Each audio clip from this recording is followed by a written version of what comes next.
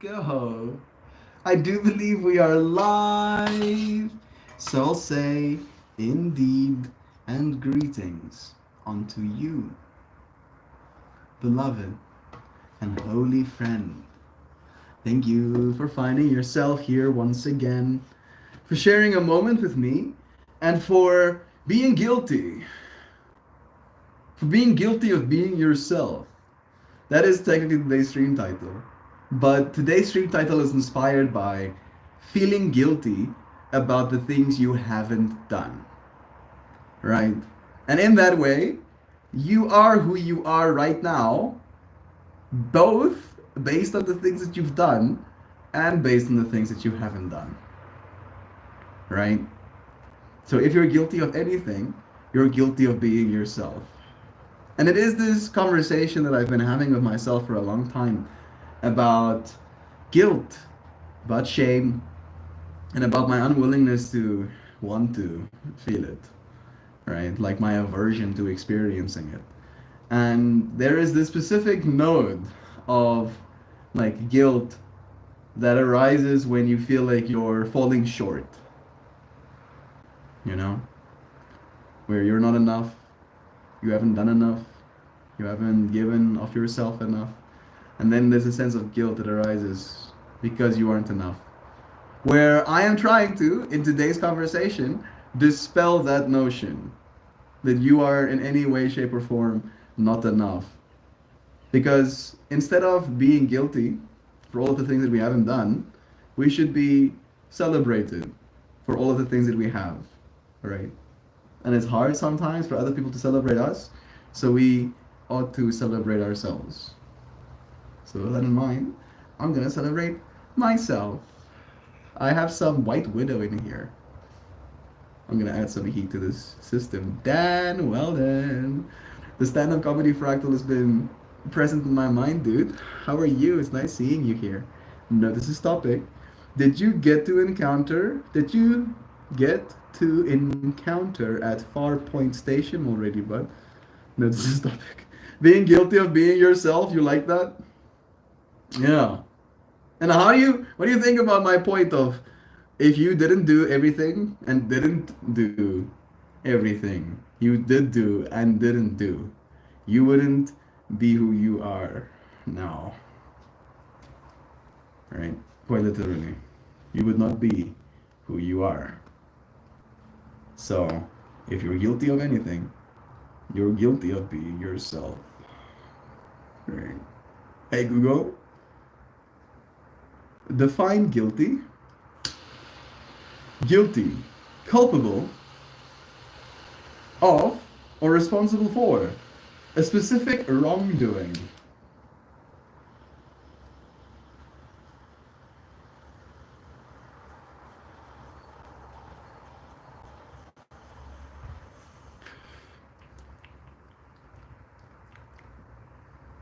Hmm. There it is. I was like, is this true? What I'm saying?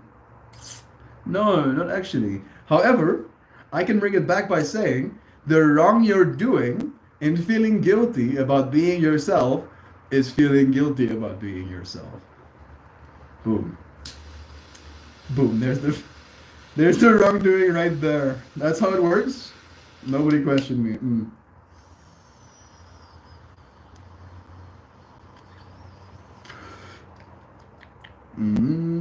The second cycle on this one is so good. Very gassy.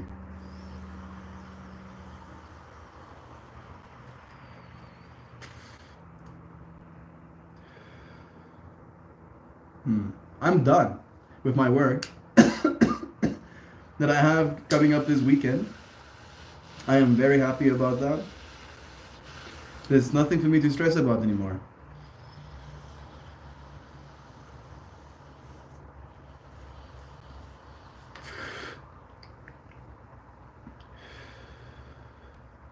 Other than how things will get set up. That really is the only thing I have to stress about now.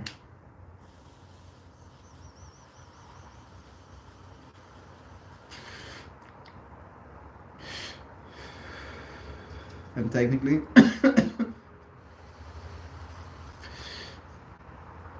I'm also stressing if there's gonna be a HDMI cable that is long enough and high quality enough to run the projector. But these problems will be solved, I am sure. Bless myself. This topic, have you been reading my diary? No, I don't read diaries. I read minds. I read minds. And my mind is telling me to read into your mind and tell you that you're great, Joe. That you ought to be celebrated for all of the great things you do for the world, for the people of the world, for the creatures of the world, for yourself of the world. Right? Instead of feeling guilty about all of the things that you haven't done. Because, geez, as soon as we start feeling guilty about the things we haven't done, there's so much to feel guilty about. Right?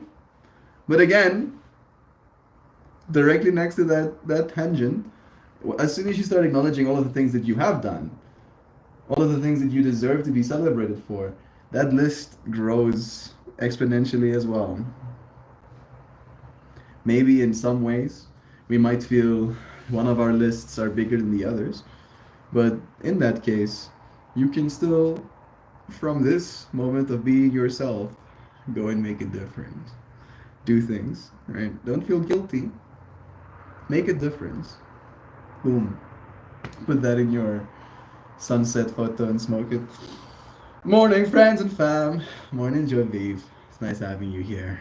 Sam says, the whole point of opening two-parter to the next generation is this topic. Congratulations. You just got homework. You know, part of me wants to now say, no, Sam, I have work. I cannot homework. I cannot watch anything, but it's not particularly true. I'm done. I'm actually done. Right? Right? Yes, I am. Let me show you a photo. Little sneak peek, if you will. Little looksy. Little something that nobody else gets to see. Only you friends here right now with me will get to grace your eyeballs. Right? And that's like, you're like, oh Mel, but those thumbnails are so small I can't see anything. Good. You're not supposed to see anything. I'm just giving sneak peeks right now, but those are all of the DJs. Each DJ has their own name and banner and art style and moving dynamicness. So much art has been made. Look at that. 24 hours worth of art has been made. We're gonna set a standard. It's gonna be so much fun. I know the DJ opening for the entire festival, and he's the as I said, he's opening for the entire festival. So I send him this. I send him this while I'm busy with it, and I go, look whose name I'm making design elements for, and he goes, what? Are you doing Conclave's visuals? I'm like, yeah. He's like, wow. Wow, dude. And I'm like, yay. It's good. So much excited. So yeah, I'm super happy to be done with all of that. Done with all of my stress. Now the only stress that there's left to stress is getting things set up and working on Friday night coming up. Clint's here. Hey Clint. It's nice having you, friend. Sending you blessings. I'm gonna just have my tablet here. I have to look off to the side. My 5-year-old just let out a loud, crisp, yeah, fuck it, fly after hearing my wife and I talking. Took everything I had not to keep myself laughing. It was surprisingly aggressive. What was the yeah fuck it for? That's the thing that I'm curious about. Right? Was it an appropriate use case? Or was it just like throwing this voice line out into the universe? The love is true. Love you again, Jovan. Jovan, I resemble that statement. Reading your friends' minds. Joe, I'm too ADHD to diary, but get out of my brain, lol. Love is true. Doug, I love that stuff. My nephew, around the age of 5 at the time, he heard a loud noise and looked at my sister with big eyes and said, "What the hell? What the hell? Hey, what the hell?" I mean, hearing a loud sound as a child, your brain instantly is like, "There's some monsters out there, bro. There's something out there that I do not want to be in close proximity to." You know, part of me wants to say, "No, Sam," but now you know these wrecks hit, and now you know you're gonna. Yes, that's pretty aggressive, Sam. Now suddenly I don't want to watch it anymore. Nobody tells me what I'm gonna do. Nobody tells me. I gonna do what I gonna do. Only me gonna. Only me. Nobody gonna gun me for. Nobody gonna. Nobody gonna gun it for me. Nobody. I'm gonna for myself. No, no, Sam. No. I'm thinking about this whole experience where the amount of work I did for this festival, I technically grossly undercharged for. And I was thinking about it from this perspective, like I can technically not do that much work. I could not do that much work, but I can't. Nope, doesn't work that way. My brain doesn't allow it. Like literally, I re-rendered so many frames where there's like small, such like minuscule things where for like literally a split second, it doesn't fade correctly from one frame to another, and I instantly delete it and I go right back and I fix it over and over and over again, and it's just this. I don't know. Is it standard? Maybe this standard I have in my mind of what I want things to look like. That is, unfortunately, something that causes us a lot of guilt to bring it back. Why am I talking about this? How does this connect to today's stream topic, Mel? We imagine what things could look like, should look like, and then we feel guilty that they don't because surely they would look like if we did things in the past. So we're like holding our own potential future ransom, telling ourselves it's impossible because we didn't do things in the past. And that's pretty silly. We ought not, right? Because we are who we are. If we're guilty of anything, we're guilty of being ourselves. We're guilty of surviving this long. And you're like, why are you using the word guilty and surviving in the same sentence? Because, I mean, some people believe, eating food, eating animals is morally imperative. And all of us have harmed things by our existence. No, Melt, not me. I haven't eaten an animal in all of my existence. You never step on an ant accidentally. No, Melt, never. I painstakingly pay attention to every drop of my foot. You never eat spiders in your sleep. No, Mel, I don't sleep. I stay awake to make sure those spiders go unharmed. all of us, all of us have, by our existence in this plane, had an effect on it, I should say. I wanted to say hurt it, but that's not true. Had an effect on it. And I can feel guilty for my existence, for my food that I eat, for the air that I'm breathing, for the energy I need to warm up water, stuff like that, right? Or I could be grateful. Or I can be grateful. Like that really is actually the antidote to feeling guilty about things, right? And we did technically have a line like that where if you don't wanna if you don't wanna talk about your struggles, talk about your blessings. Like I'm butchering it a little bit, paraphrasing, but that was kind of The just. Love is true. I see Nancy here too. Bless you, Kristen. Clint as well. There we go. I think to be comfortable with being guilty for being yourself means you have a certain level of self worth and self esteem. As in, yes, guilty as charged. Yeah. Yeah. Right. Like maybe people talk about me. Right. Like this Melt guy. And then somebody goes, "Are you Melt?" And I would say, "Yeah, guilty as charged. That's me. That's who I am." Apparently. In this iteration of reality, this ego has decided to melt. Or at least is trying to. And it's a joke. It is literally the cosmic giggle as a name.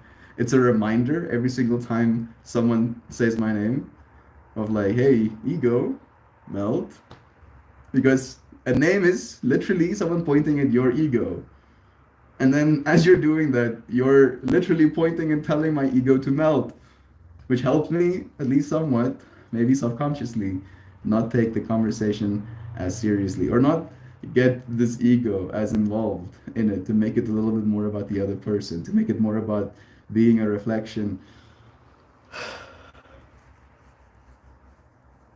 And at the same time, I have changed as a person by taking on this different name as well. The person Estian used to, even saying that name used to be, is not the person Melt is.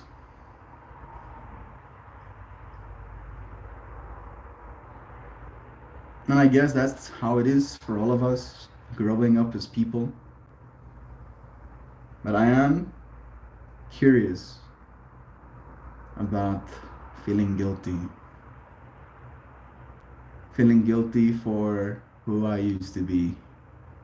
Or who I used to not be. Right?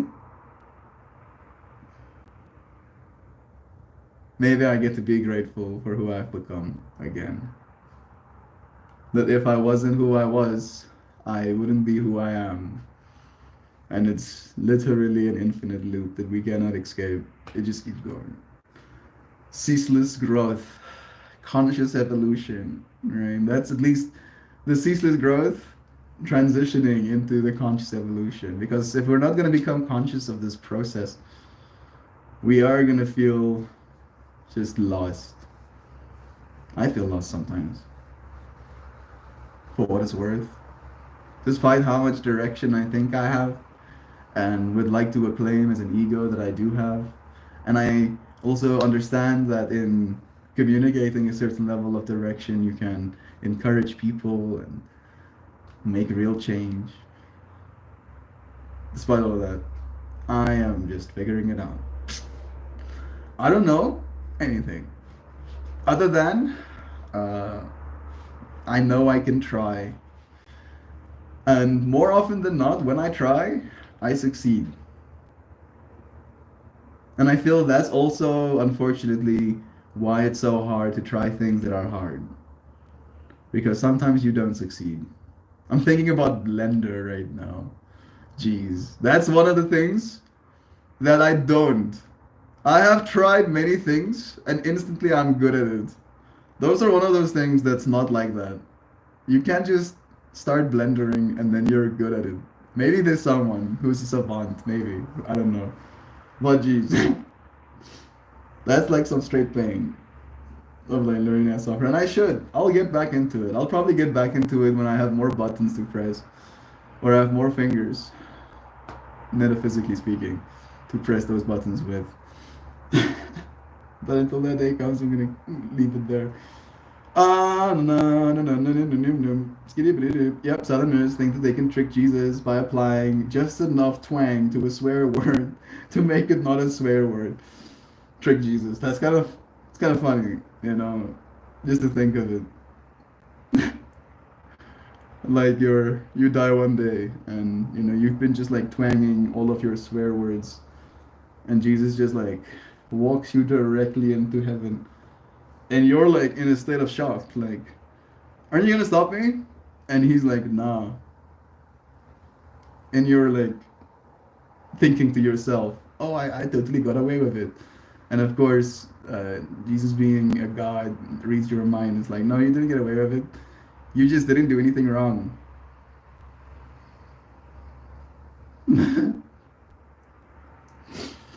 What do you mean? I used swear words. It's like, yeah, that's some arbitrary, made up idea that your species assigned to certain words that causes you certain feelings. Why would you be guilty? What are you guilty of? Being stupid?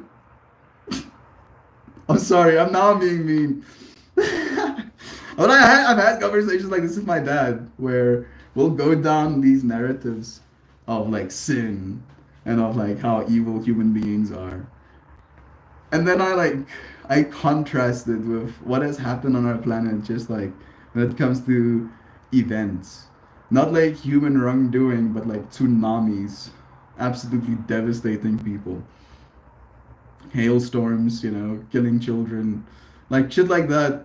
Like a person isn't capable of doing something that heinous, and yet that stuff happens. And if you wanna go down that rabbit hole, then it's God's doing. So, what are we guilty of? Uh, we're guilty of being stupid a lot of the time, unfortunately, as human beings. I watched this YouTuber called Oompaville, Caleb, I believe his real name is. He's a character. I love him. He's amazing, truly an amazing person. And I am losing my train of thought. I'm just thinking about all of the friggin' tangents we've been through, just in the conversations in my own mind. Swear words, lust. I'll continue reading. Sam, that's not a valid tactic. No, unfortunately not. Follow the bless your heart, as they say by Ocean. The good old Southern, fuck you, Doug. It never fails. Ah, shit. Is that a thing? Yeah, that's another one. Sam, did you know those are called minced oats? Like gosh darn, geez Louise. Oh, Melanta. Oh, Melanta? That one I haven't heard before. But I have heard geez Louise. Or gosh darn, minced oaths, the more you know. And again, in a fractal where we have like a society that's extremely AI based, for example, and you can assign certain words certain characteristics. So, gosh darn is a minced oath. So it's in the same way that a swear word would be used, it is used. So by that definition, it is also a swear word. So now in that system of like pure like masculine thinking, you are swearing just as much. You are sinning just as much. Just as much. Maybe you're even sinning more because now you're lying about your swearing by mincing your oaths. So you're double sinning by this logic chain that you can't follow if you believe God really concerns himself with the words you choose to use. Right? And I believe if God concerns himself, herself, themselves with the words you use, it's the people around you that you have to consider as God in that way. Right?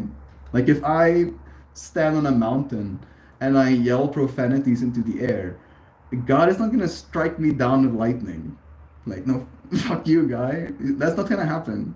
However, if I am in a room full of children and I'm yelling profanities, now suddenly, in my mind, God is every single one of those children observing these profanities being yelled. And in that way, I am an affront to God. Not just standing on the mountain yelling into the air because I'm frustrated or whatever, right? So it's a context based thing for me. How are you using your words? Why are you using them? What's your intention in using these words? Curse words for me is usually like a frustration release. Like if I, for example, when I kick that brick, there's a brick that holds the door open sometimes. and it was a little bit more in the walkway. And I remember forgetting my earphones in my room or something. My yoga camera was already set up. And I was like missioning, pacing, like moving at max walk speed. And I hear the sound of a brick tumbling over tiles first, right? Like, I don't know if you can imagine that sound, but it's not a good sound to hear. And then the pain hits me. And I click that I've kicked that brick literally 2 meters, like 6 feet. Kicking and with my bare toes. I still have the spot. You see that little spot? That's where I had like a whole blood. Is it a blood clot? We call them blood blossies. Where there was like blood on the front of my toe of how hard I kicked that thing. My entire like toenail was like crunched, broken. And I start cursing. I start screaming. I like, what the fuck? Fucking fuck. And then and then I gather myself afterwards and I go and do the yoga anyway. But I don't think I'm gonna go to hell for that. I think God is gonna understand. He's gonna be like, yo, bro, I probably would have done the same. I would have done the same thing. I would have done the exact same thing.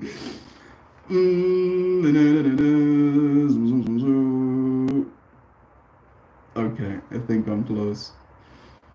Made sense to me. I'm Australian, bless you. My wife was saying that she should do something before work and said, yeah, fuck it. And Mel's yelled back, yeah, fucking just laugh. It wasn't me, it's the daddy for once. Yeah, you get to sit on your golden chair of superiority, bro. Nice. Yes, although not quite. The nuance I'm talking about, Lois, the linguistic history behind those words is utterly fascinating. Zounds. Gazooks. I love histories. Duck Dad. I'm wearing my Duck Dad Farms tank top right now. I was wearing it during yoga, but I had a jacket over it because it's cold out. Bless. Love is true. Rabbit. I love that there's another one out in the world. I don't know what the future holds for Duck Dad Farms at the moment, but at least there's a few sweet shirts out there on Cool Peeps.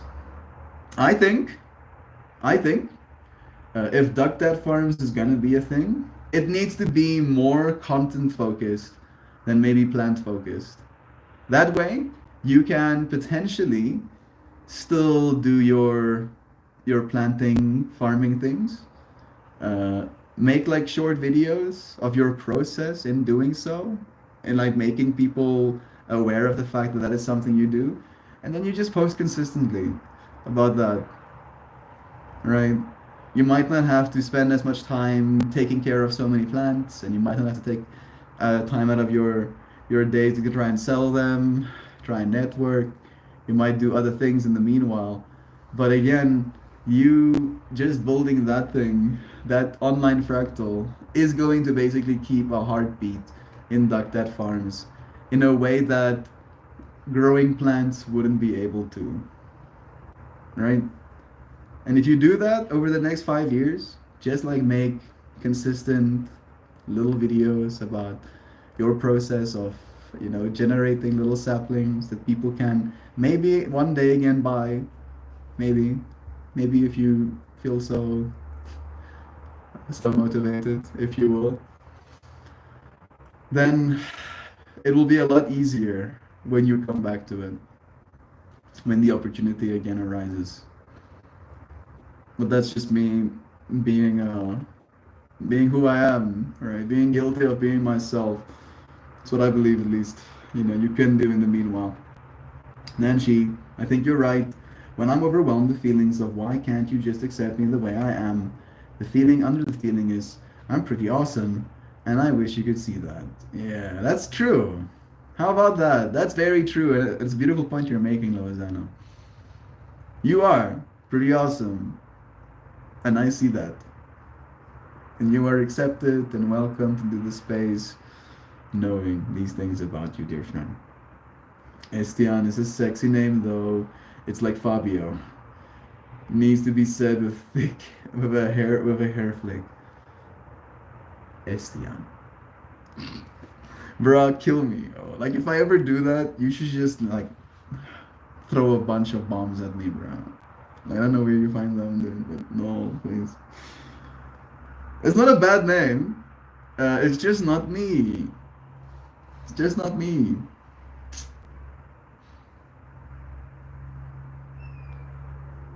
Now you're like messing with my brain a little bit, bro. I never thought about my name as what's the word you used? Being sexy. Not once. Not once in my life did that ever cross my mind's, thoughts. So I'm kind of like taking the moment to really process those words. I think it's because I'm Afrikaans. I don't think we really like sexualize names in Afrikaans that much. Names are very, I don't know, like in my mind, names are very clear, right? Like a little block that you drag around a person. And I never really thought the block Estian was a particularly nice one.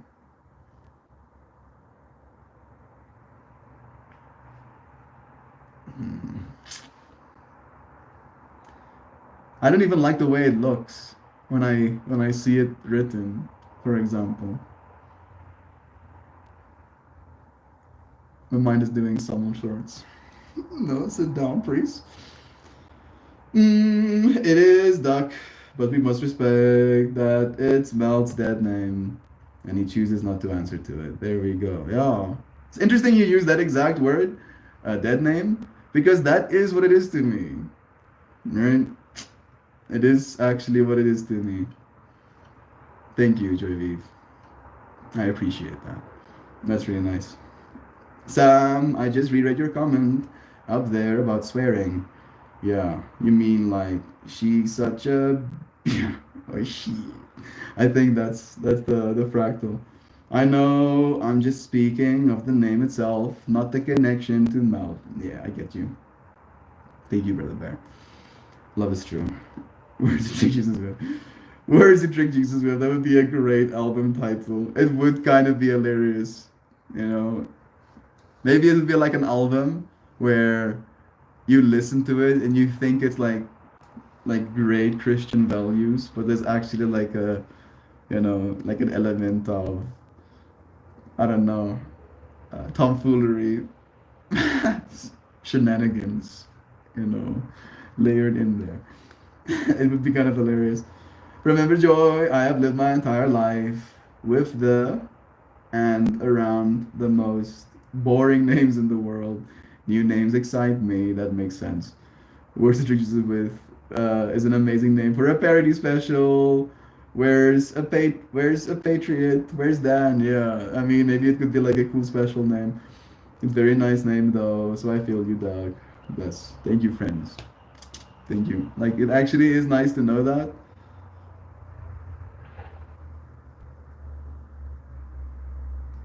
And now I do. I still like Melt more. That makes me happy. I didn't intend for it to come out that way, but that's perfect. I do still like Melt more. I do. That is that is me. As close as I've been able to get to who I am. And I've had multiple moments where my ego has literally melted into oblivion. There's nothing left of the person I think I am. And then I'm sitting there and I ask myself, now what? Now what? And it goes, melt more. And I'm like, okay. That's good enough advice for me for this moment to continue to breathe. So I will continue to breathe.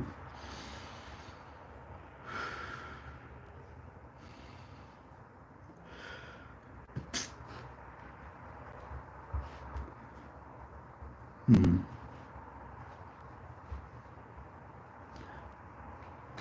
I'm thinking about how, for the longest time, I think one of the reasons I didn't find the name SDM particularly attractive or interesting is because it was like an abomination in my mind. My real name is Christian Stefan, and then with the Ste, S, and the Stian Christian, Estian is made. So it was always like this hacked together name that I had. Like it wasn't my name, but it was the shorter version of my name, so that people didn't have to struggle calling me by my full name.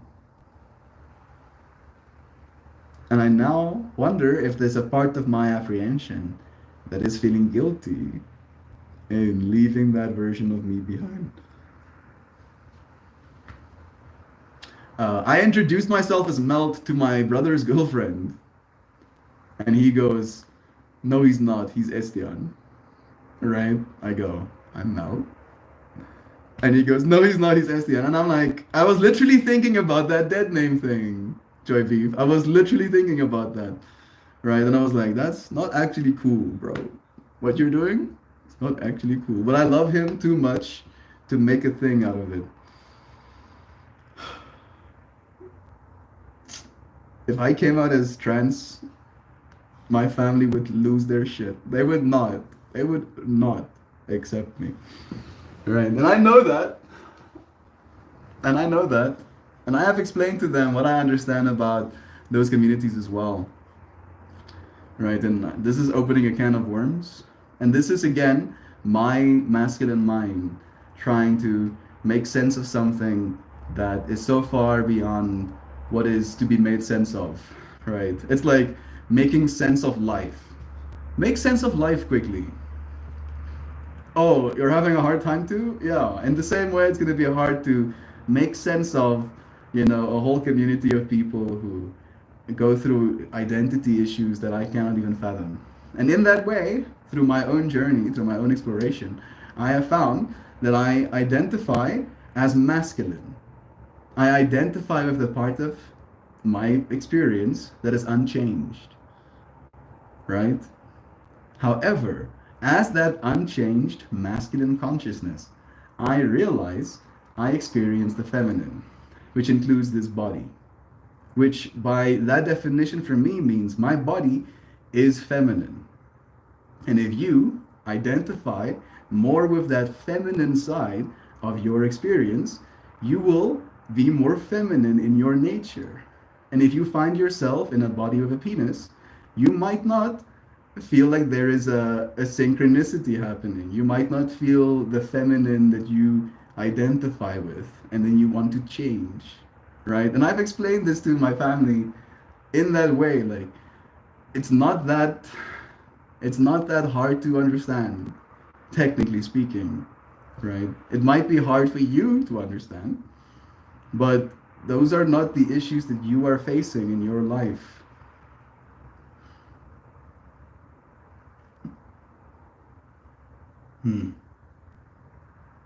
Identity. That's a big one, right? You're gonna identify your entire life. Like that's never gonna stop, technically. Does it? I'm trying to imagine like even the most enlightened monks. There's still identity there, isn't there? They identify with being a monk, with being enlightened, with spending time in that pursuit. All of that's identity. And they do have names. They change their names as well when they go into their practice. So there's clearly great importance in identity within the spiritual communities too. But we do not have a culture around that necessarily. Maybe we're shifting as a culture a little bit in allowing people to shape their own identities. But we're very, like, it's very strange for us, for someone to change their name. Right? We find that strange. Maybe it's again a familiarity thing. Like it's strange because it inconveniences you. You now have to call this person a different name potentially. I hope that was, a reflection. A good one. I hope it was clear that came from a place of love. I'm sure it will. Love is true.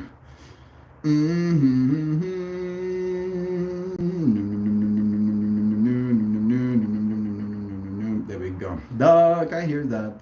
When I was a young rock and roller, literally every band I was ever in was made up of Mike's, Dave's, Steve's, and John's. I say Jeez Louise many times a day. It's also my wife's middle name, which she hates. So it's two birds, one stone, bro. You should not do that, though.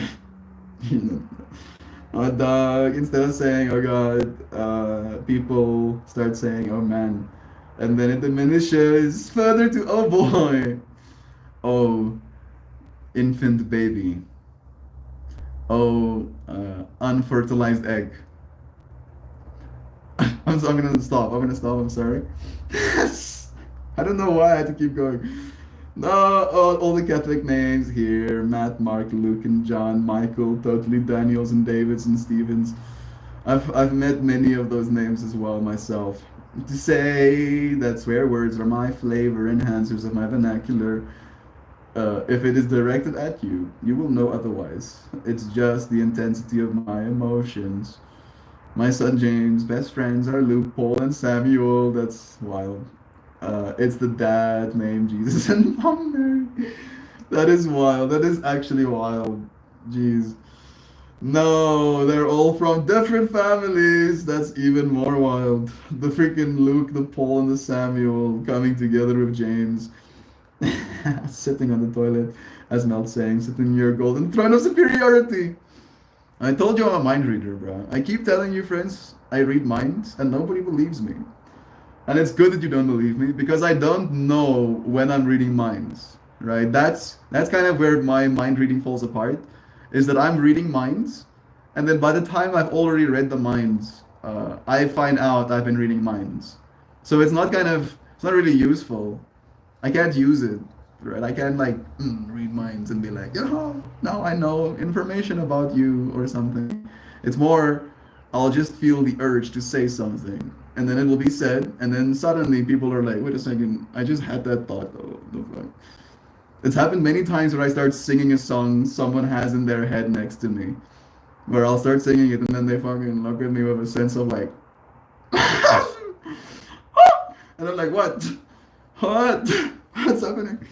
And I am saying this kind of in a comical voice, but I do believe stuff like that is real. I believe we all share the same conscious field, right? The stuff that is coming into my conscious field by proximity, by consciousness being shared in the same space, even digital space, there is a bandwidth that opens up. And it is going to keep increasing, and we are probably going to supplement it as well. Make more clear lines for that information exchange almost to travel upon, instead of it being so ethereal, I think. Doug, you do have a great personality for YouTube. You're very entertaining. I miss your streams. Yeah, he does. He does. And again, Mel, I've thought about the only short videos thing. I just get totally flustered at where to start or what is worth filming. Then I get aggravated by setup and other things. You have a gift, Mel.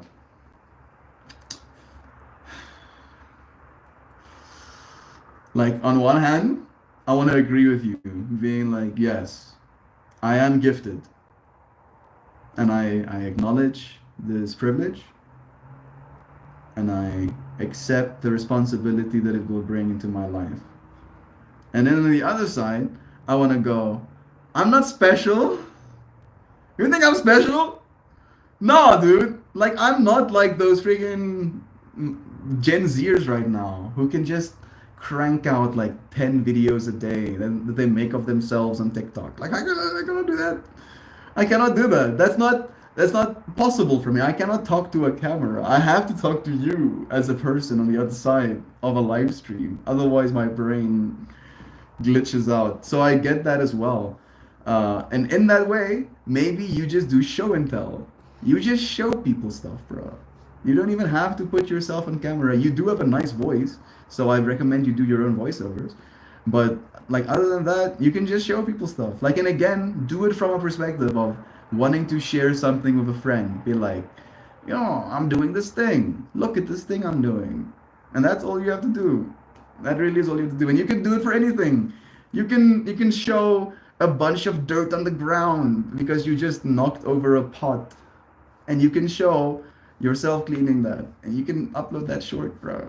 I created like 100 videos of me dancing, and I cranked those out in like a week.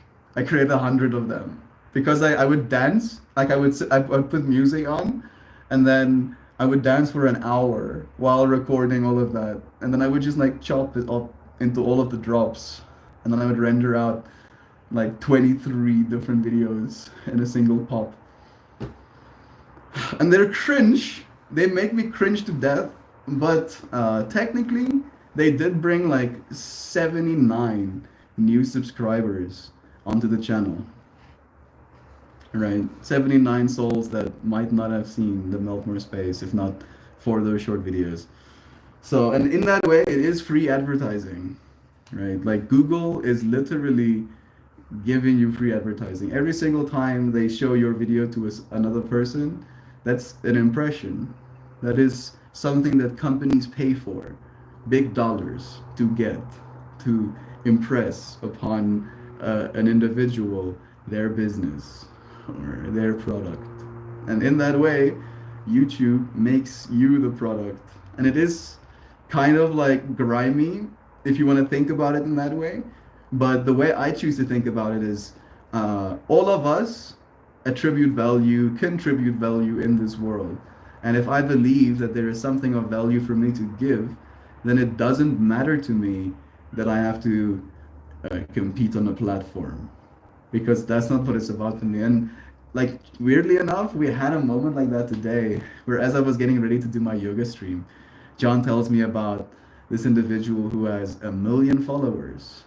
And their content is just based around their friends throwing food items and the person with the 1 million followers catching it with their mouths. And that's the extent of their content, right? And then food flies into it.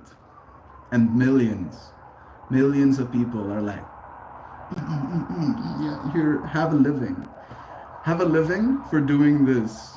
So if that's possible for them, then it's possible for us too. Like, I cannot make content like that.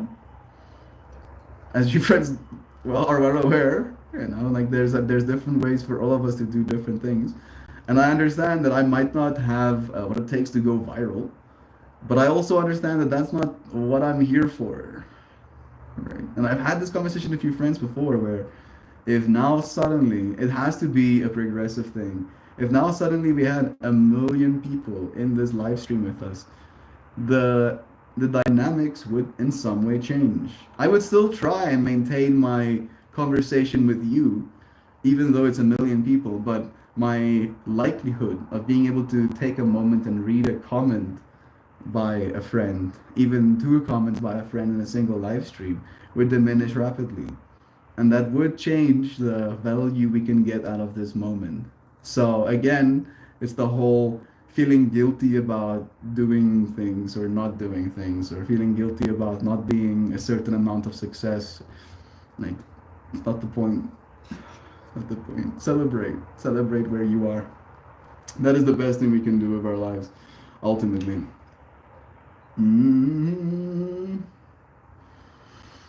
You're kind to say that. It's true as well, Doug.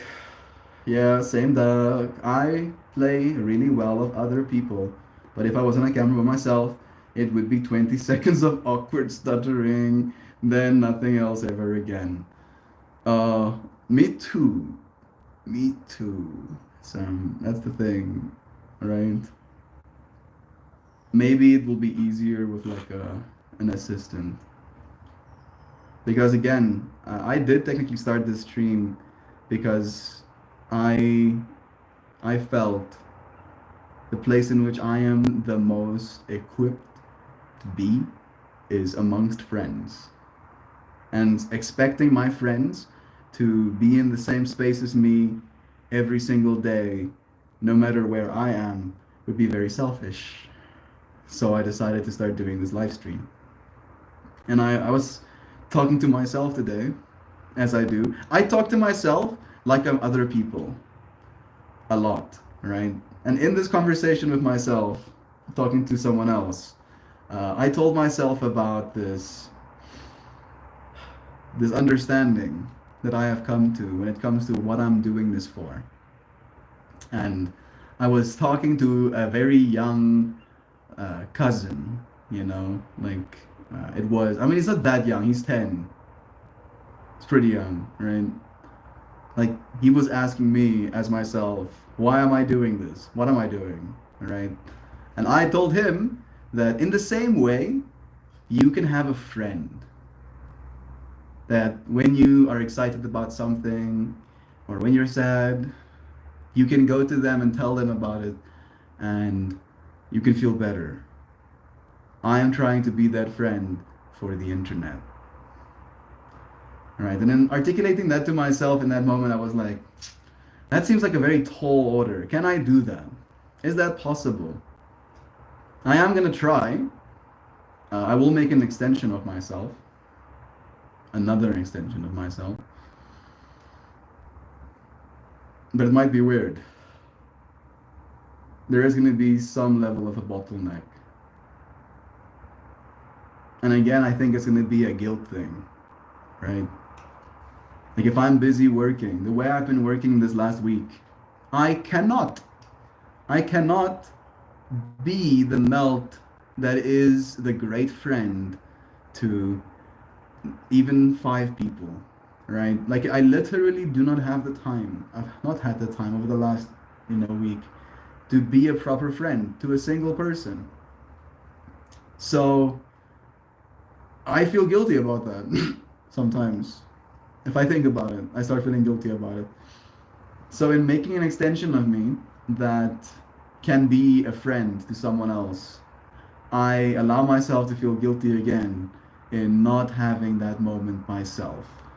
So it's this weird juxtaposition of I can feel guilty doing my work and then not being present, and then I can feel guilty in creating a presence to give to those I can't be present with.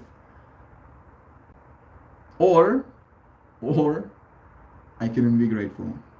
I can be grateful that despite my busyness, the people I love will still love me when I return to being human. Or I can create an extension of myself, and that extension of me can serve those who need me in that moment in a way that I might not even be able to. Why? Because love is true. And if you feel love in this moment, then what more do you need to know? What more do you want? Gee. What more can you want?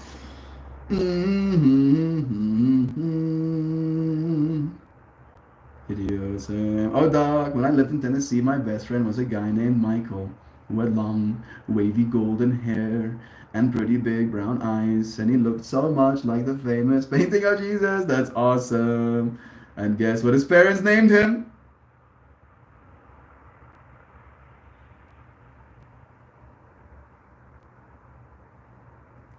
They named him Mary and Joseph. He knew a kid growing up called Hippie Jesus, just like that. Famous fan art of Jesus, you mean? Yeah, I was about to say, famous fan art of Jesus. Jesus wasn't the white guy. Right, and like that's one of my favorite mental biases that I like to illuminate when this conversation arises, especially if someone wants to tell me like they're like I'm fumbling over my words, a superior figure, right? Like a source of authority when they're addressing me about this religion they have. I usually start the dialogue with, how do you see Jesus? When you think about this character, and I believe it's a character of fiction in our minds, what do you see? Right? And if you're seeing some blue-eyed white guy, with like beautifully sharp chin, with long flowing hair, you're capping. That's not Jesus. His name wasn't even Jesus. His name was Yeshua, right? Yeshua. That's technically the name. So not even the name we use for this character is the same as the original. It's so scuffed. It's so scuffed, and yet they'll tout that idea, that image in their mind as this superiority, this be all end all, and it's usually themselves that they're idolizing in that way, right? That's why the Jesus is white to a lot of the white Americans, to a lot of the white South Africans, right? Because it's a self-identification thing. It's an identity thing. We were just talking about the whole identity thing. So wild. Mm-mm-mm. Not a couple of teeth out. Jesus, no, please. I tried introducing myself to people this year as Duck, then got many eye rolls. Duck. I'm just imagining you introduce yourself and someone goes, I'm sorry, I'd probably do that. And you would roll your eyes at me harder. Man, I have, for what it's worth, because I introduced myself as Melt to Afrikaans guys, they think I'm introducing myself as Melk with a K, which is milk in Afrikaans. And I'm like, no, my name's not Milk. My name is Melt. Like melting, like cheese on a hot grill, melting. And she have a small amount of teachers available. If you like them, buy them. Don't buy them to give me money, because I only make like $3 a shirt. Yeah, that's about right. When we meet up IRL, what the hell else am I supposed to call you, Duck? Who cares what strangers think anyway? Yeah, Duck, what's the problem? I see no problem. My name is Jovan. 0.4% of the time it's pronounced right on the first try. 0.4% of the time it's pronounced right on the first try. I can imagine like I was about to say, like, I can see you doing it. I'm gonna keep reading actually. I literally answered to anything at this point. Teachers have called me Hoven, Jovan, Jovien, Javan. I thought they would go for something like uh, Jovan, or something like that. Jovan. I am saying it correctly, right? Yeah, it's a beautiful name to me at least. I mostly go by Shay, which is my sister's name. During the school fractal, they just called you by your sister's name. That's so cursed. Identity, right? You're fucking identity stuffs. More identity stuff. Yo, my last name is a girl's first name. So when read by anyone off paper, the first time I get the girl's name, I feel you. Hoven, Hoven, Hoven sounds like a sweet lady Viking name. Oh, unfertilized egg. That is the only one who left. Good. One person left. Fantastic. Dude, me and my sister have broken out in the same song at the same time. Those kind of red syncs, right? I love stuff like that. It makes me feel like so connected to this world, this experience. Doug is so fancy, he gets two first names. Joe, just say the immigration officials must have really hated my polished great grandfather. Think about back in the 1880s, calling a man a Sally was a case slur to take offense to if you were a real man. You're getting called Sally. Sally is not bad. Sally is a nice, like, soft name. Not feminine in my mind, but like, it's nice to say Sally, right? It's like not Tija Sally. I like it. Say Ducktail Farms. There it is. Thank you, Nancy. And thank you, Lilizana. So they look at my grandfather and just say, Welcome to America. I have the coral tank top, bless. I went to high school with someone named Gay and don't remember anyone giving her grief for her name. Gay. Also a nice name. It's not it's not bad, right? And it does mean happy originally, right? Now thinking about changing my name to Sandra Sandwich. Well, you give very good advice, like everything. I think I'm overthinking the whole streaming thing. Yeah. We all do, bro. It is awkward. And it will stay awkward. Like, this is technically not very normal to do. But neither is brushing your teeth. Have you seen a wild animal brush their teeth? Have you seen a wild animal comb their hair? Dress themselves in clothing every morning? Make themselves a coffee? None of these things are normal. None of these things are known kind of vibes, but as we show ourselves that we're capable of it, we quickly learn that we can. And you can too, bro. These things do take time, but the longer we show up for it, the easier it gets when it's important, you know. Sandra Sandwich is a powerful name. I will call you Sansan. Nice. Doug, sure, you can call me Sansan. That is nice. Nancy the Sansan. Doug, if you stream, I'd watch it. I didn't even know you had to stream. You had a stream. Yeah, it's true. Now reread that comment. Guess what his parents' names were.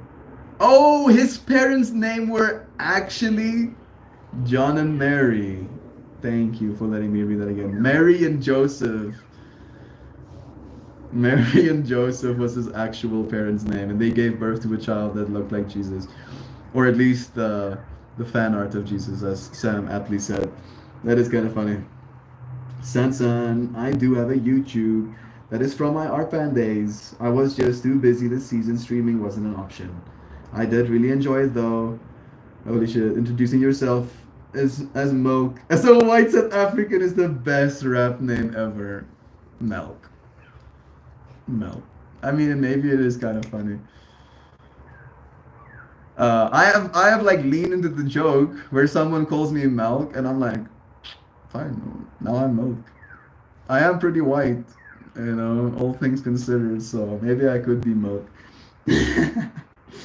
Have you seen a wild animal comb their hair? Cats. Cats groom. They're not combing their hair, they're cleaning their hair. Alright. I have seen cats get licked to the point where their hair are all pointing in different directions. And then they don't mind. Right? They don't mind. They're not like, oh no, I'm having a bad hair day. You know what I was, you know the point I was making? Sam trying to be like, all like, actually, cats comb themselves. No. No, they're cleaning their hair. They're running the grooves of the little sticky points on their tongues in between their little hairs, licking all of the grime off of themselves. I'm gonna hit another Dynavap. And then I'm gonna pull a card. And then I'm gonna say goodbye. It was a fun stream. I enjoyed it at least. It's laser time again of the sunbeam. I'm so sorry. They're not combing their hair, they're cleaning. I mean, isn't the same thing? I asked purposely being difficult. Okay, good. I'm happy that you added that I asked purposely being difficult because I had like a moment of like starting to have like labored breath. I'm like,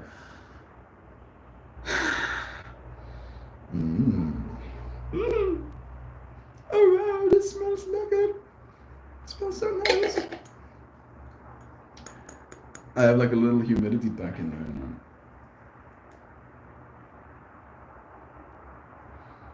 Apparently, it messes with your terpene profiles. I have not noticed this with my bud at least, but I'll pay attention again.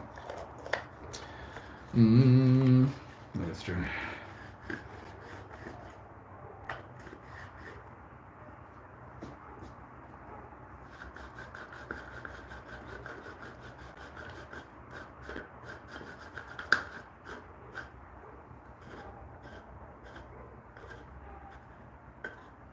Hands, huh? How about these hands we're having?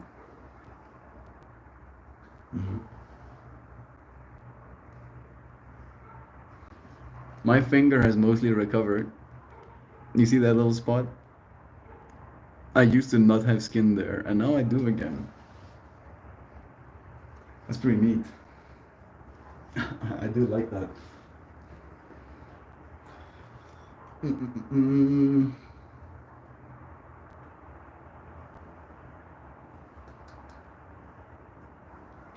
If I can give you a cue, this smells like sharp grapes. Oh, suddenly a little bit fluffy. Like grapey smells, very still weed backing. Like there's no confusion in your mind that this is some marijuana, but it has like a strong, like sour grapey backing flavor.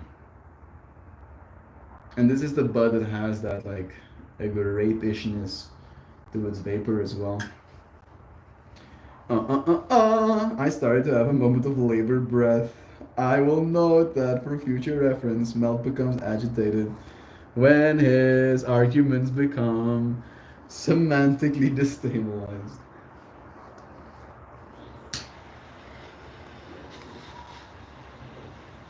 Don't you note that? Don't note.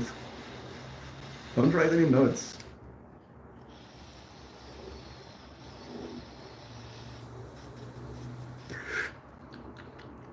Mmm. Tastes like sour grapes as well. Melt sour grapes sound horrible. Grapes are not supposed to be sour. Even though that's true, these literally taste like wild grapes. I've had wild grapes. They're not that good to eat. They still have that grapey flavor, but they have a sourness to them as well. And this tastes kind of like that right now. The 62 Bavaria packs are excellent for terp longevity melty. You know, this is a 62% one. I believe. I do believe. Mm-hmm. And it's still very gel inside there. Thank you for keeping my bud nice and fresh. I appreciate you.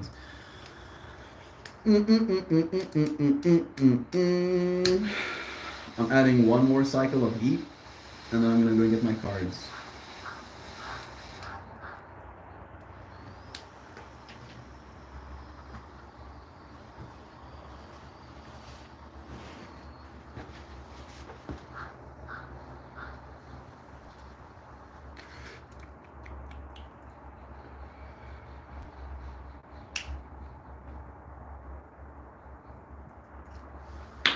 There still is more flavor left in there. I will encourage it to join us on the outside.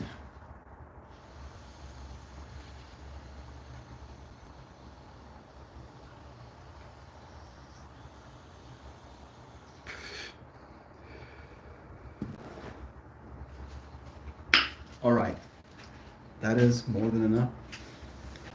Are the wild grapes sour because they haven't been cultivated for their sweetness? I think so. That's what I think at least happened in that particular circumstance. Once the solution in them start to harden, rehydration is as simple as an airtight container with water-soaked porcelain for half a day, my homie. Thank you for the advice, Glenn. I appreciate that. Had the same packs for many moons, Brother Bear. The more you know. I heard someone tell me that when it becomes like grainy on the inside, I'm supposed to do that, putting it in an airtight container with something that can hydrate it.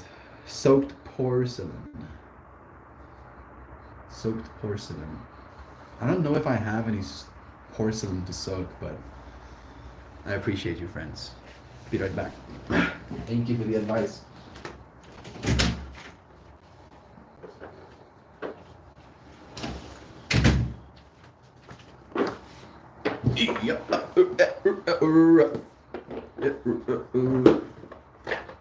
We're pulling from the sacred geometry deck again today.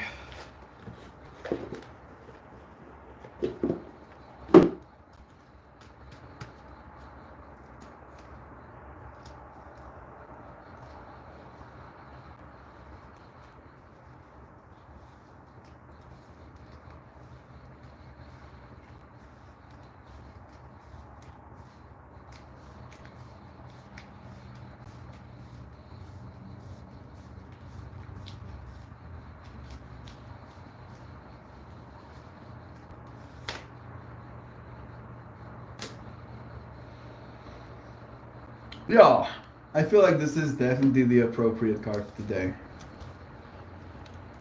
The Traveler's Prayers. The Traveler's Prayer.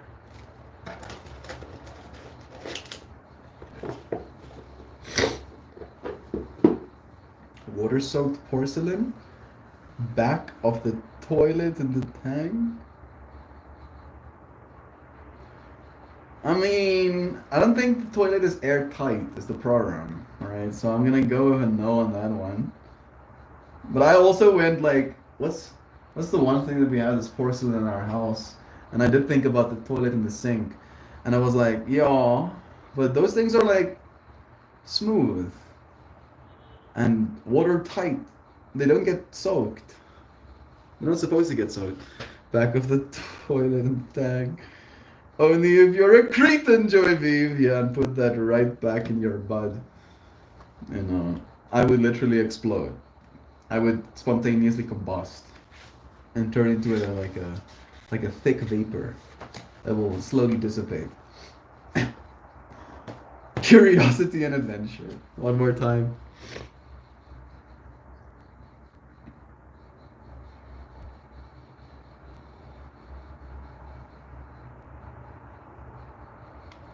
Here comes Tani Charlene.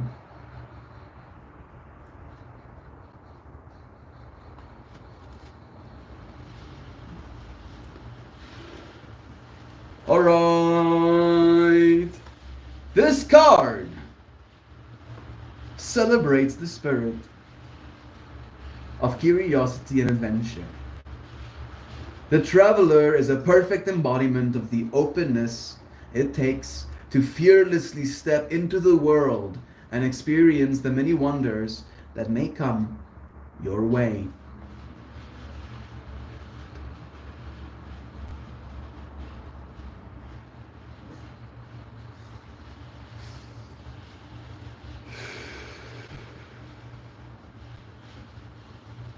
The geometry embedded in this image was borrowed from the Mayan temple walls at Uxmal in the Yucatan. Crosses, steps, and angular spirals combine to create an ordered pattern.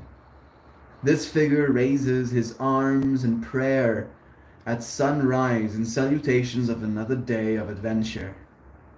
As you travel this wide world and to realms beyond, whether physical or in your imagination, keep learning, remain ever curious, and make yourself available to the universe, and make yourself available to a universe of unlimited potential.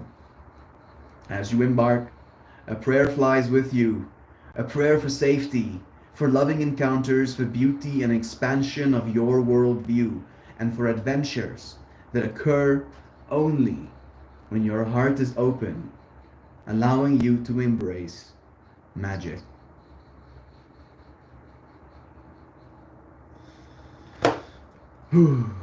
These visuals we've made for this festival coming up, there is this element of magic to them. Like magic.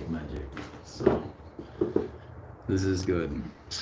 This is good. This feels very synchronous. Magic will be made. Ain't smoking no toilet terps. No, please. No, please. A small piece of water soaked porcelain. Small piece. Small piece, yeah, in an airtight container.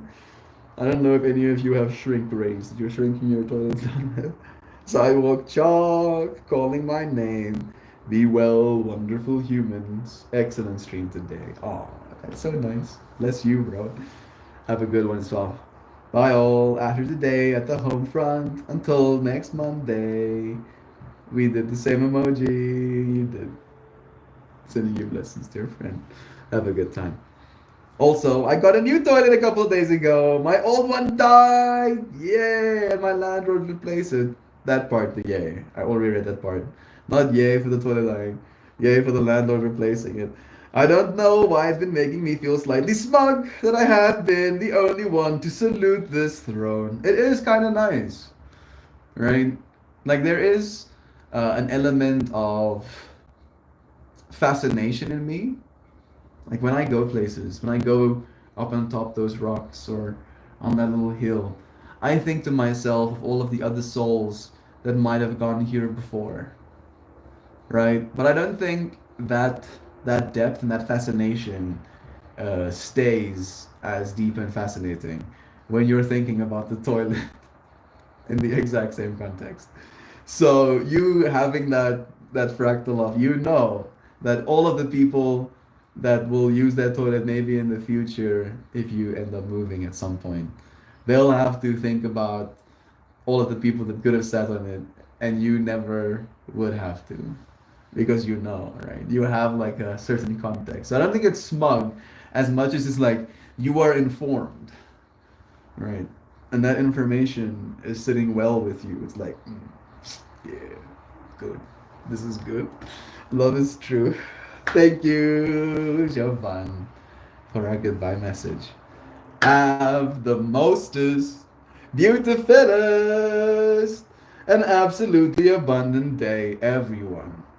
You're for reals, are so very muchly, super bigly, lovingly admired, masterful, Meltmore, and all of you, oh so very graciously, considerably, benevolently, endearingly, courteously, respectfully, introspectively, wholesome, humanimal critter creatures, putting energy towards gratitude for who we can be, rather than spiraling guilt for who we're not. I love you so. Thank you for our goodbye message. I'll see you friends again real soon. Tomorrow. Goodbye now. Love yous.